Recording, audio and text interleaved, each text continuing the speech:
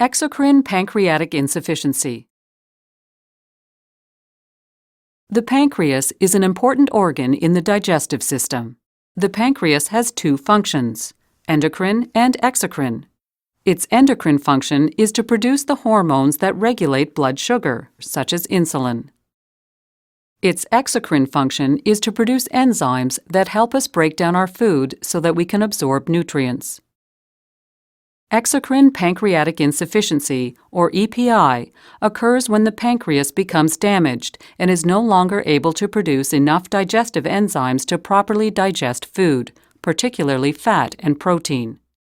Consequently, people with EPI fail to get nutrition from the food they eat, even if they are eating a balanced diet. Malabsorption leads to malnutrition and deficiencies in vitamins and minerals. This can lead to nutrition-related disease such as weak bones, vision problems, easy bruising, and skin rashes. Some people may also have difficulty gaining or maintaining their weight.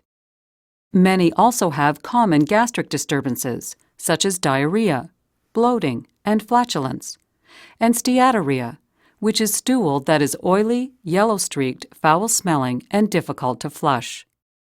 EPI occurs mainly in people who have chronic pancreatitis or an inherited condition that affects the exocrine pancreas, like cystic fibrosis.